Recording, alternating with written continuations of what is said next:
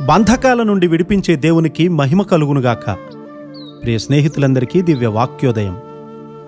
ఈనాటి పాఠ్యభాగము ఇర్మియా 10:19.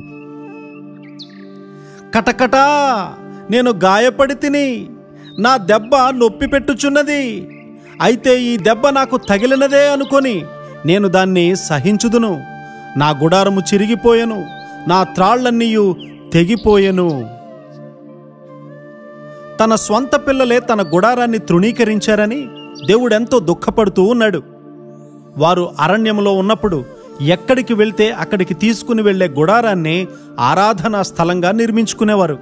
దేవుని మాట ప్రకారమే దానిని నిర్మించారు. దేవుని నిబంధన మందసాన్ని దానిలో ఉంచేవారు. దేవుని చేతి వ్రేలితో వ్రాయబడినటువంటి 10 ఆజ్ఞలున్న ఫలకాలు అక్కడ ఉండేవి. అయితే ఇప్పుడు త్రాళ్లన్నీ కూడా తెగిపోయాయి. పిల్లలు తనను విడిచిపోయారు. గుడారాన్ని బాగు చేసేవారు లేరే అని ప్రభువారు సెలవిస్తూ ఉన్నారు.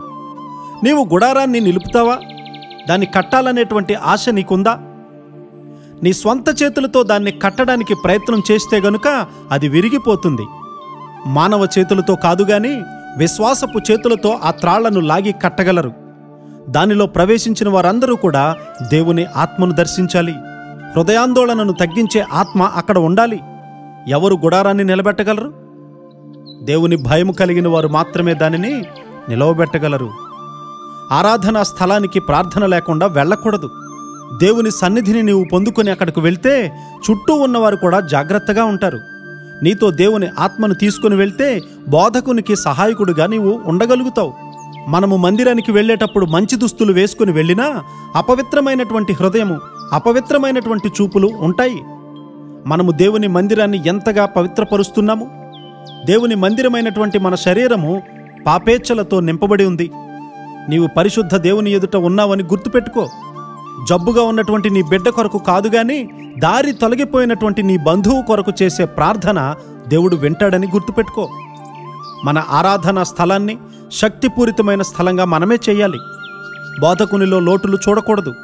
సంఘాన్ని బాగు చేయాలనుకున్న నీవు మొదట నిన్ను నీవు బాగు చేసుకోవాలి. పరిశుద్ధాత్మకు ఆలయముగా నీ శరీరము తప్పకుండా ఉండాలి. కాబట్టి బాగు చేసుకోవడానికి సందేహించకుండా దేవుడు నిన్ను ఎంతగా పరీక్షిస్తున్నాడో గమనించుకోవాలి. ఆయన సువార్త శక్తిని, ఆయన వాక్యపు సౌందర్యాన్ని చూస్తున్నటువంటి మనము ఎంతో ధన్యులం. దేవుని గుడారాన్ని కట్టడానికి ఆయన శక్తి మనలను నిలవబెట్టునుగాక. ఆమేన్.